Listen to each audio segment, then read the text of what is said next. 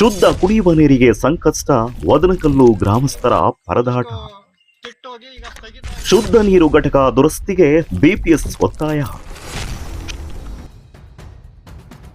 ಪಾವುಗಡ ತಾಲೂಕಿನ ವೈಎನ್ ಹೊಸಕೋಟೆ ಹೋಬಳಿಯ ವದನಕಲ್ಲು ಗ್ರಾಮ ಪಂಚಾಯಿತಿಯಲ್ಲಿ ನಿರ್ಮಿಸಲಾದ ಶುದ್ಧ ಕುಡಿಯುವ ನೀರಿನ ಘಟಕ ಕಳೆದ 7-8 ತಿಂಗಳುಗಳಿಂದ ಕೆಟ್ಟು ಸ್ಥಗಿತಗೊಂಡಿದ್ದು, ಗ್ರಾಮಸ್ಥರಲ್ಲಿ ಕುಡಿಯುವ ನೀರಿನ ತೀವ್ರ ಸಮಸ್ಯೆ ಉಂಟಾಗಿದೆ ಎಂದು ಬಿಪಿಎಸ್ ಸಂಘಟನೆ ಆರೋಪ ಮಾಡಿದೆ.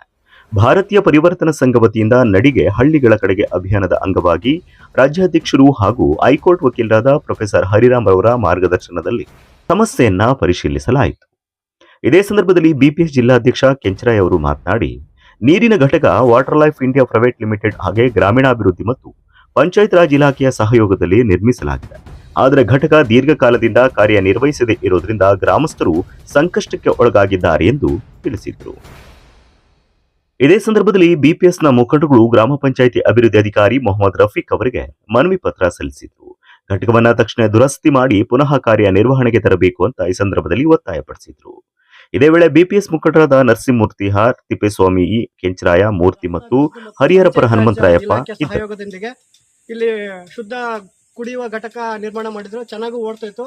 ಸುಮಾರು 6-7 ತಿಂಗಳಿಂದ ಒಂದಷ್ಟು ಕೆಟ್ಟೋಗಿ ಈಗ ಸ್ಥಗಿತ ಆಗಿದೆ. ಇಲ್ಲಿ ವದನಕಲ್ಲಿಂದ ಲಿಂಗದಳ್ಳಿ, ಕ್ಯಾಪ್ರಹಳ್ಳಿಗೆಲ್ಲ ಕುಡಿಯೋ ನೀರಿಗೆ ಹೋಗ್ತಾರೆ. ಬೈಕ್ ಇರೋರಂತೂ ಹೋಗಿ ತಗೊಂಡ್ಬರ್ತಾರೆ.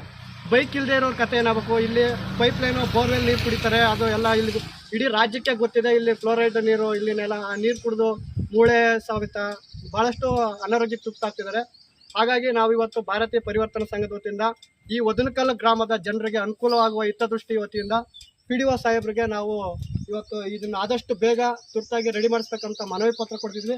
ಸರ್, ಇದನ್ನ ಸ್ವೀಕರಿಸಿ ನೀವು ಏನು ಹೇಳ್ತೀರಾ ಸರ್ ಇದಕ್ಕೆ ಸಂಬಂಧಪಟ್ಟಂತೆ? ಕೆಟ್ಟೋಗಿದ್ದಂತ ಇದು ನಾವು ಆದಷ್ಟು ಬೇಗ ಅದನ್ನು ದುರಸ್ತಿ ಮಾಡಿಸಿ ಸಾರ್ವಜನಿಕರಿಗೆ ಕುಡಿಯುವ ನೀರಿಗೆ ಅನುಕೂಲ ಮಾಡಿ. ಇನ್ನಷ್ಟು ಸ್ಥಳೀಯ ಸುದ್ದಿಗಳಿಗೆ lead news Kannada channel follow ಮಾಡಿ, ಯೂಟ್ಯೂಬ್ ಚಾನೆಲ್ ಅನ್ನು ಸಬ್ಸ್ಕ್ರೈಬ್ ಮಾಡಿ.